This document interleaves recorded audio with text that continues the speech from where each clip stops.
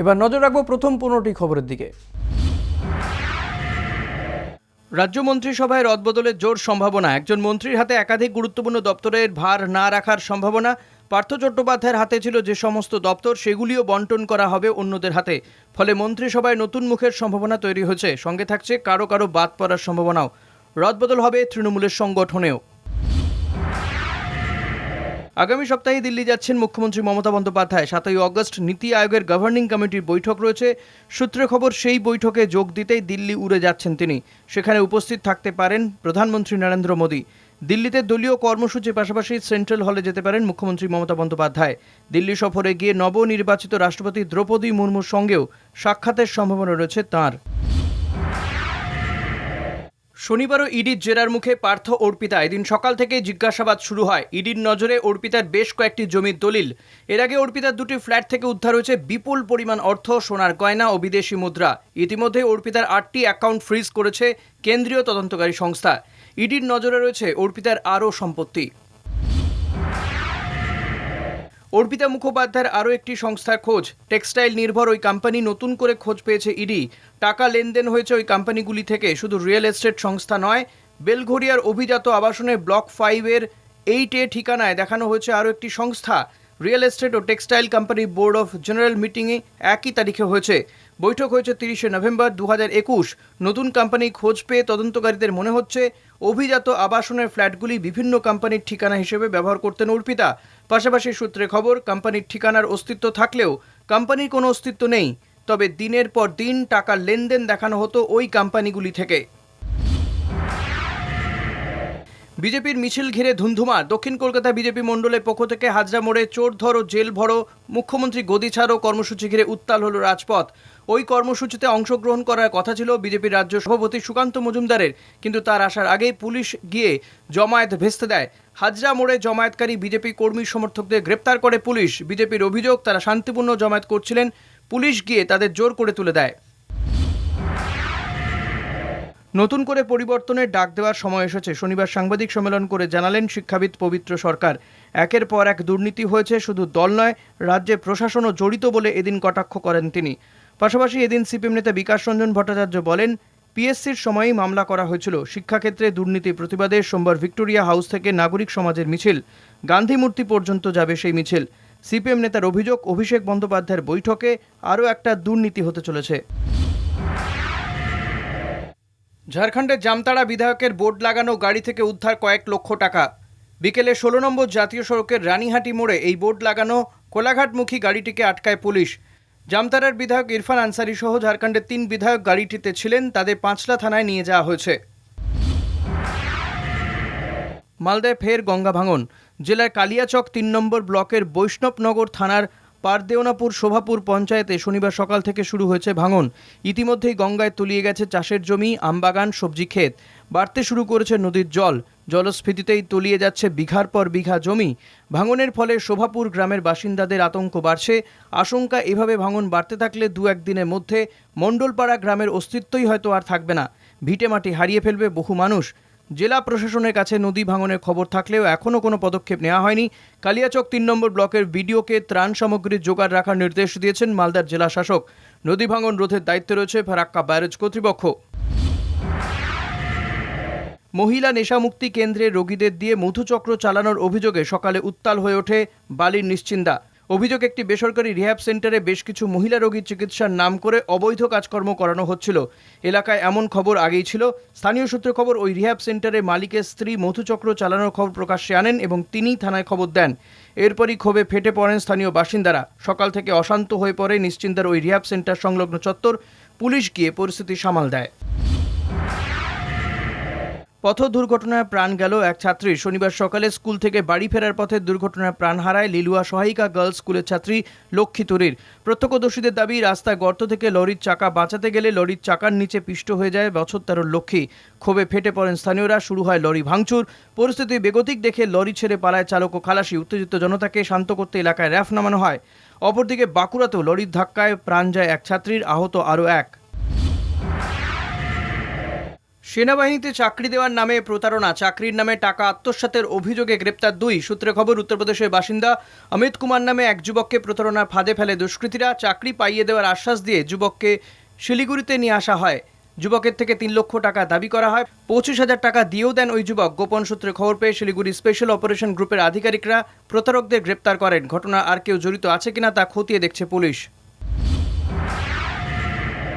পঞ্চায়েত ভোটের আগে ফের ভাঙন বিরোধী শিবিরে। বিজেপি ছেড়ে তৃণমূলে এলেন মুর্শিদাবাদের শামশেরগঞ্জের শতাধিক কর্মী সমর্থক। শুক্রবার রাতে শামশেরগঞ্জের নিমতিতা অঞ্চলের 230 নম্বর বুথে পদ্ম শিবির ছেড়ে তৃণমূলের পতাকা হাতে তুলে নেন তারা। নতুন সদস্যদের হাতে তৃণমূলের পতাকা তুলে দেন শামশেরগঞ্জের বিধায়ক আমিরুল ইসলাম।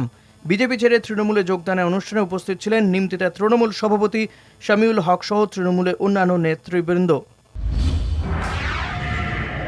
ফের বিতর্কে মহারাষ্ট্রের রাজ্যপাল ভগৎ সিং কোশিয়ারি। যে দল সংখ্যাগরিষ্ঠ নয় বিধানসভায়, সেই বিজেপিকে সরকার করতে ডেকেছিলেন কোশিয়ারি। সূর্যের আলো ফোটার আগেই তিনি মুখ্যমন্ত্রী পদে শপথ বাক্য পাঠ করিয়েছিলেন দেবেন্দ্র ফডনবিসকে। দিন কয়েকও টেকেনি সেই সরকার। বিধানসভার অধ্যক্ষ নির্বাচন নিয়েও টালবাহানা করেছিলেন তিনি। একের পর এক এরকম বিতর্কিত কাজ করা রাজ্যপাল কোশিয়ারির মুখে বারবার শোনা গেছে বিতর্কিত মন্তব্য। এবার বললেন, গুজরাট রাজস্থানের লোকেরা মহারাষ্ট্র ছাড়লে টাকাই থাকবে না মারাঠি রাজ্যে। আর্থিক রাজধানী হিসেবে চিহ্নিত হবে না মুম্বাই। রাজ্যপালের মন্তব্যে সরগরম মারাঠি রাজনীতি। কিছুদিন আগেই উদ্ধব ঠাকরে সরকারকে সরিয়ে শপথ নিয়েছে একনাথ শিন্ডে, দেবেন্দ্র ফডনবিসের সরকার। মারাঠি আবেগকে সম্বল করেই শিবসেনার উত্থান। সেই শিবসেনায় ভাঙন ধরিয়েছে বিজেপি। শিবসেনার উদ্ধব সরেছেন, মুখ্যমন্ত্রী এখন শিবসেনারই একনাথ, কিন্তু পেছনে বিজেপির সমর্থন। স্বভাবতই কেশিয়ারির মন্তব্য নিয়ে প্রশ্ন তুলেছেন উদ্ধব ঠাকরে শিবিরের নেতা সঞ্জয় রাউত। তিনি বলেছেন, কঠোর পরিশ্রম করা মারাঠিদের অপমান করেছেন রাজ্যপাল।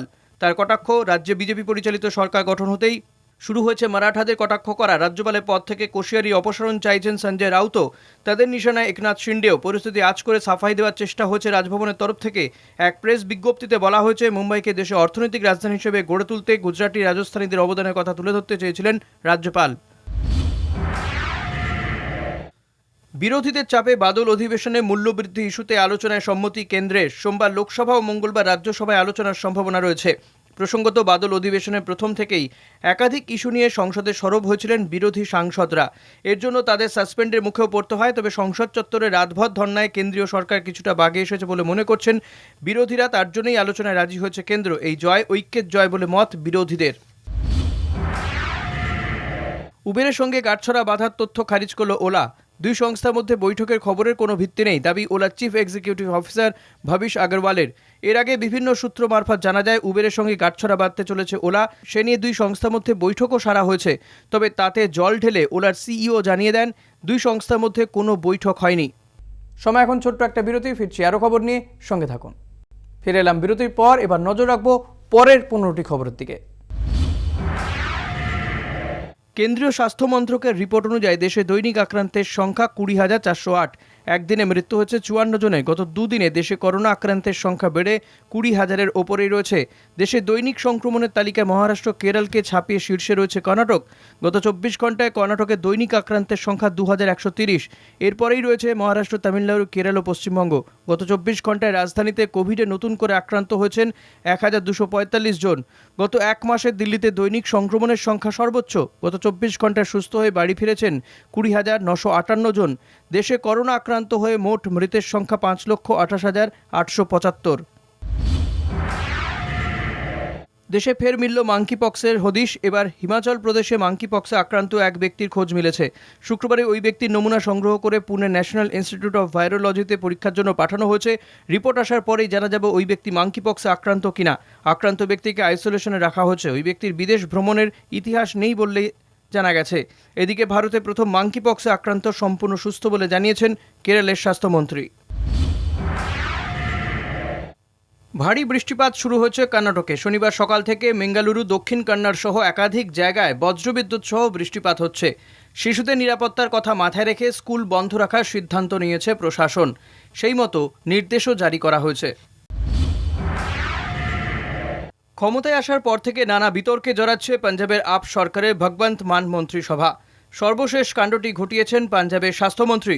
শুক্রবার সে রাজ্যে ফরিদকোটে একটি স্বাস্থ্য বিজ্ঞান বিশ্ববিদ্যালয় লাগোয়া সরকারি হাসপাতালে গিয়ে চড়াও হন উপাচার্যের ওপর। স্বাস্থ্যমন্ত্রী চেতন সিং জোরামাজরা সরাসরি হাসপাতালের একটি ঘরে ঢুকে উপাচার্য ডাক্তার রাজ বাহাদুরকে বাধ্য করেন বেডে শুতে। এই ঘটনার জেরে পদত্যাগ করেন উপাচার্য। সমালোচনা আইএমের।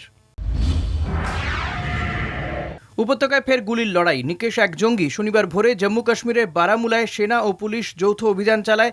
তল্লাশি চালানোর সময় সেনার উপস্থিতি টের পেয়ে গুলি চালায় জঙ্গিরা। পাল্টা উত্তর দেয় সেনাবাহিনী। সংঘর্ষে খতম এক জঙ্গি। ঘটনাস্থল থেকে উদ্ধার আগ্নেয়াস্ত্র। জেপি নাড্ডাকে গো ব্যাক স্লোগান। পাটনা বিশ্ববিদ্যালয়ে বিজেপির সর্বভারতীয় সভাপতিকে কালো পতাকা দেখালেন পড়ুয়ারা। আইসার পক্ষ থেকে বিক্ষোভ দেখানো হয় জেপি নাড্ডাকে ঘিরে। জাতীয় শিক্ষানীতি বর্জনের দাবিতে বিজেপির সর্বভারতীয় সভাপতিকে ঘিরে বিক্ষোভ দেখানো হয়। আর্থিক সংকটে ধুঁকছে সোনার লঙ্কা। এই কঠিন পরিস্থিতিতে একমাত্র আশা ছিল বিশ্বব্যাংক, কিন্তু সেই আশা ভেঙে বিশ্বব্যাংক স্পষ্ট জানিয়ে দিল, ঋণে জর্জরিত শ্রীলঙ্কাকে নতুন করে আর কোনো ঋণ বা আর্থিক সাহায্য করা সম্ভব নয় বিশ্বব্যাংকের তরফে। বিশ্বব্যাংকের তরফে বিবৃতি দিয়ে জানানো হয়েছে, শ্রীলঙ্কার অর্থনীতির গভীর কাঠামোগত সংস্কারের প্রয়োজন। তা না হওয়া পর্যন্ত নতুন করে অর্থনৈতিক সাহায্য করা হবে না। মাঙ্কিপক্সে এবার মৃত্যু ব্রাজিলে। আফ্রিকার বাইরে এই প্রথম। শুধু ব্রাজিল নয়, স্পেনেও মাঙ্কিপক্সে একজনের মৃত্যুর খবর নিশ্চিত হয়েছে।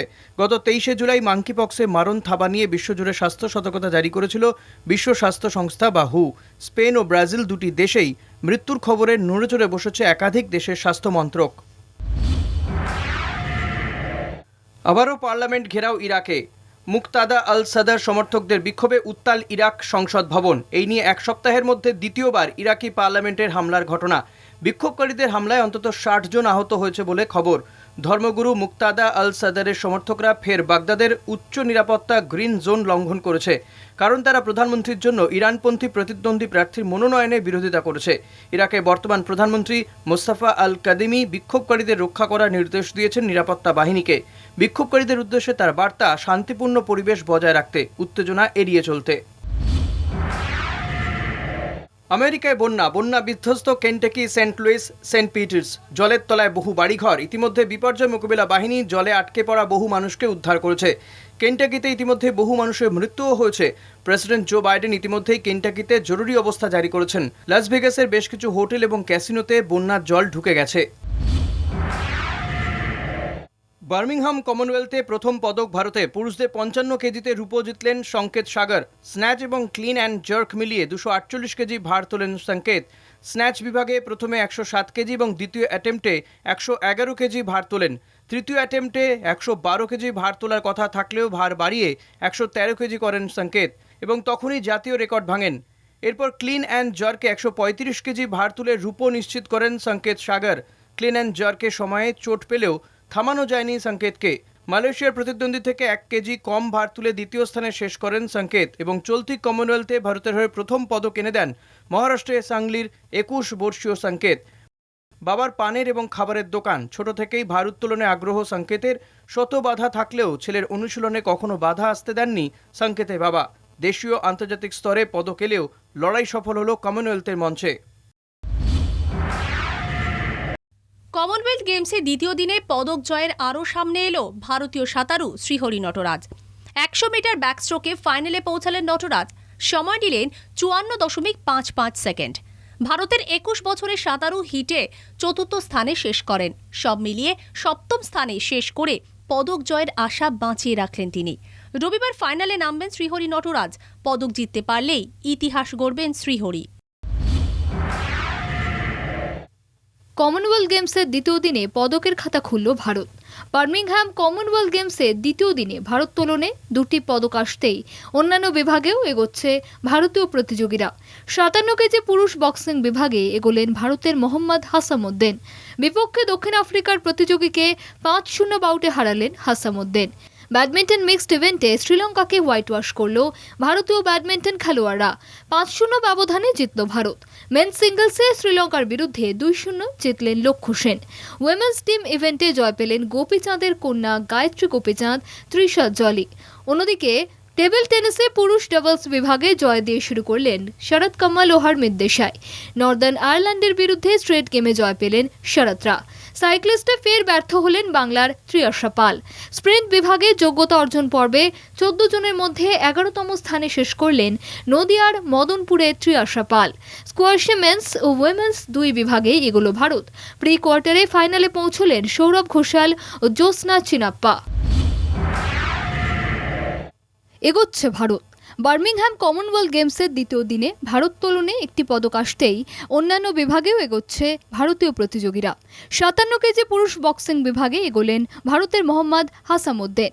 বিপক্ষে দক্ষিণ আফ্রিকার প্রতিযোগীকে 5-0 বাউটে হারালেন হাসামুদ্দিন। ব্যাডমিন্টন মিক্সড ইভেন্টে শ্রীলঙ্কাকে হোয়াইট ওয়াশ করল ভারতীয় ব্যাডমিন্টন খেলোয়াড়রা।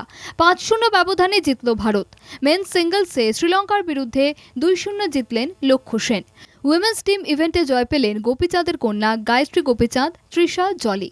এদিকে টেবিল টেনিসে পুরুষ ডাবলস বিভাগে জয় দিয়ে শুরু করলেন শরৎ কমল ও হরমিত দেশাই। নর্দার্ন আয়ারল্যান্ডের বিরুদ্ধে স্ট্রেট গেমে জয় পেলেন শরৎরা। কলকাতায় আগেই চলে এসেছিলেন। শনিবার সকালে ক্লাবে এলেন East Bengal coach Binu George. Kolkata league ও ডুরান্ডে কোচের দায়িত্বে থাকবেন তিনি। ক্লাব তামুতে ফুটবলারদের সঙ্গে পরিচয় পর্ব সেরে ক্লাবের মাঠ, জিম, জাকুজি সহ সমস্ত পরিকাঠামো ঘুরে দেখে অভিভূত বিনু জর্জ। আগামী সপ্তাহ থেকে ডুরান্ডের প্রস্তুতি শুরু করে দেবেন তিনি। শনিবার ফুটবলারদের সঙ্গে পরিচয় পর্ব সেরে তাদের ফিটনেস নিয়ে খোঁজ খবর নিলেন বিনু।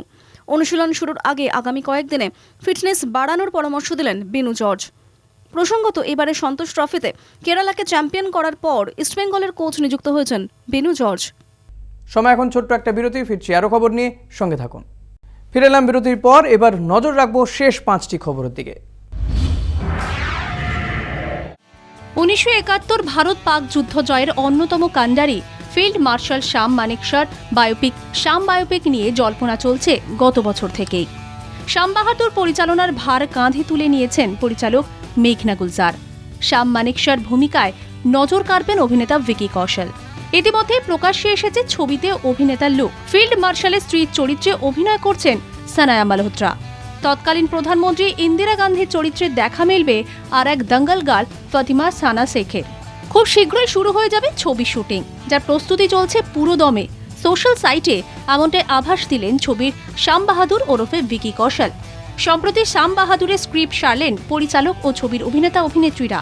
তারই ছবি নিজের সোশ্যাল মিডিয়ায় শেয়ার করেছেন অভিনেতা। কেসরির পর ফের অক্ষয় কুমারের সঙ্গে জুটি বাঁধলেন অভিনেত্রী পরিণীতি চোপড়া। 1989 সালে রানীগঞ্জ কয়লাখনিতে আটকে গিয়েছিলেন 65 জন শ্রমিক। প্রাণের ঝুঁকি নিয়ে তাদের বাঁচিয়েছিলেন মাইন ইঞ্জিনিয়ার যশবন্ত গিল। সে বিখ্যাত ব্যক্তিত্বের বায়োপিক তৈরি করছেন পরিচালক টিনু সুরেশ দেশাই।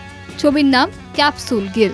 ছবিতে যশবন্ত গিলের ভূমিকায় নজর কাড়বেন অক্ষয় কুমার। ইতিমধ্যে ইংল্যান্ডে শুরু হয়ে গিয়েছে ছবির শুটিং।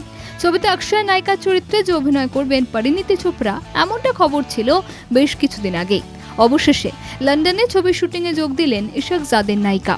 কিছুদিনের মধ্যেই ইংল্যান্ডে শুটিং পর্ব শেষ করে দেশে ফিরবে টিম ক্যাপসুল গিল। ভারতেও নানা শহরে হবে ছবির শুটিং। এমনকি রানীগঞ্জের কয়লাখনির রিয়েল লোকেশনেও অক্ষয় পরিণীতিকে নিয়ে ছবির শুটিং করবেন পরিচালক টিনু সুরেশ দেশাই।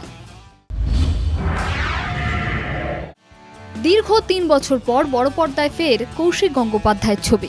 আগামী 25 আগস্ট মুক্তি পাচ্ছে নতুন বাংলা ছবি লক্ষ্মী ছেলে। প্রকাশ্যে এলো ছবির ট্রেলার। নতুন প্রজন্মের গল্প বলে কৌশিকের এই লক্ষ্মী ছেলে, যে প্রজন্ম সমাজের কোণে জমে থাকা অসংখ্য গোঁড়ামি ও কুসংস্কারের দিকে প্রশ্ন ছুড়ে দেয়। এই প্রথমবার ছবিতে বাবার পরিচালনায় অভিনয় করেছেন উজান গঙ্গোপাধ্যায়। দেখা যাবে কৌশিক পত্নী চূর্ণী গঙ্গোপাধ্যায়কেও। পাশাপাশি ছবিতে অভিনয় করেছেন ঋতিকা পাল, অদিতি মারিক, পূরব শিলাচার্য, অম্বরীশ ভট্টাচার্য, চূর্ণী গঙ্গোপাধ্যায়, বাবুল সুপ্রিয়ের মতো তারকারা। লক্ষ্মী ছেলের প্রযোজনার দায়িত্ব সামলেছেন স্বনামধন্য পরিচালক জুটি শিবপ্রসাদ মুখোপাধ্যায় ও নন্দিতা রায়। 2020 সাল থেকেই আটকে ছিল ছবির মুক্তি। ইতিমধ্যেই দেশে ও বিদেশে বেশ কিছু চলচ্চিত্র উৎসবে প্রদর্শিত হয়েছে লক্ষ্মী ছেলে। অবশেষে বাঙালি সিনেপ্রেমীদের জন্য সিনেমা হলে মুক্তি পাচ্ছে ছবি। এই ছবি শহর কলকাতার, যে শহরের বয়স 300 বছরেরও বেশি। উত্তর থেকে দক্ষিণ, পূর্ব থেকে পশ্চিম, যে শহরের আয়তন বাড়ছে প্রতিদিন। উচ্চবিত্ত হোক, নিম্নবিত্ত কিংবা মধ্যনিম্নবিত্ত, এই শহরে নানা ধরনের নানা বৃত্তের মানুষের বাস। কর্পোরেট জগৎ হোক কিংবা ফুটপাত, যে শহরে প্রতিটি মানুষ লড়ে যাচ্ছে শুধুমাত্র নিজেদের অস্তিত্ব রক্ষার জন্য। ভালো মন্দ মিশিয়ে শহরটার সবকিছু ভালোই চলছিল, কিন্তু তারই মধ্যে হঠাৎ ভয়ঙ্কর দুর্ঘটনা। ভেঙে পড়ল শহরের একটি নির্মীয়মান ফ্লাইওভার। হ্যাঁ, ঠিকই ধরেছেন, পোস্তা ব্রিজ দুর্ঘটনার সেই ভয়ঙ্কর স্মৃতি নিয়েই বড় পর্দায় আসছে পাভেলের নতুন ছবি কলকাতা চলন্তিকা। সদ্যই মুক্তি পেয়েছে ছবির নজর কাড়া ট্রেলার। কলকাতা চলন্তিকাতে মুখ্য চরিত্রে রয়েছেন সৌরভ দাস, ঈশা সাহা, দিতিপ্রিয়া রায়, অপরাজিতা আঢ্য, খরাজ মুখোপাধ্যায়, রজতাভ দত্ত, অনির্বাণ চক্রবর্তী ছাড়াও টলিপাড়ার এক ঝাঁক দুর্দান্ত শিল্পী। 25শে অগস্ট লক্ষ্মী ছেলের সঙ্গেই মুক্তি পাবে পাভেলের কলকাতা চলন্তিকা। প্রায় 3.5 বছরের স্তব্ধতা কাটিয়ে রূপলী পর্দায় ফিরলেন বলিউড বাদশা শাহরুখ খান, যদিও ছবি জুড়ে নয়, শুধুই ছোট্ট টিজারে। শুক্রবার বড় পর্দায় মুক্তি পেয়েছে জন আব্রাহাম, অর্জুন কাপুর অভিনীত ছবি এক ভিলেন রিটার্নস। সমস্ত হলে ছবি প্রদর্শনের আগে নিয়ম করে প্রদর্শিত হচ্ছে শাহরুখ অ্যাটলি কুমার জোটের বহু প্রতীক্ষিত ছবি জওয়ানের অ্যানাউন্সমেন্ট টিজার, যাতে গোটা গায়ে ব্যান্ডেজ জড়ানো অবতারেই ধরা দিয়েছেন কিং খান। টিজারে প্রিয় সুপারস্টারকে এক ঝলক দেখেই ফেদা বাদশার ভক্তরা। দীর্ঘদিন পর বলিউড বাদশার রূপলী পর্দায় প্রত্যাবর্তনে বাদশার অনুগামীরা আনন্দিত। তার আভাস মিলছে সোশ্যাল সাইটে চোখ রাখলেই। জওয়ানে শাহরুখের সঙ্গে স্ক্রিন শেয়ার করেছেন দক্ষিণী অভিনেত্রী নয়নতারা। পাশাপাশি ছবিতে দেখা যাবে সানা মালহোত্রা, সুনীল গ্রোভার ছাড়াও বলিউড ও দক্ষিণ ইন্ডাস্ট্রির বহু তারকাকে। সদ্যই বাদশা খানের অন্দরমহল সূত্রে মিলেছে দারুণ খবর, আগামী বছর জুনে মুক্তি পাবে জওয়ান। ইতিমধ্যেই ছবির শুটিং অনেকখানি সেরে ফেলেছেন পরিচালক অ্যাটলি কুমার, তাই জওয়ান নিয়ে দারুণ পরিকল্পনা করেছেন বলিউড বাদশা। ছবি মুক্তি পেতে এখনো অনেক দিন দেরি, কিন্তু আগে ভাগে জওয়ানের প্রচার শুরু করতে চান শাহরুখ। খুব শীঘ্রই প্রকাশ্যে আসতে চলেছে ছবির নতুন টিজার, আর জওয়ানের টিজারে যে দারুণ চমক থাকবে তা কিন্তু বলার অপেক্ষা রাখে না।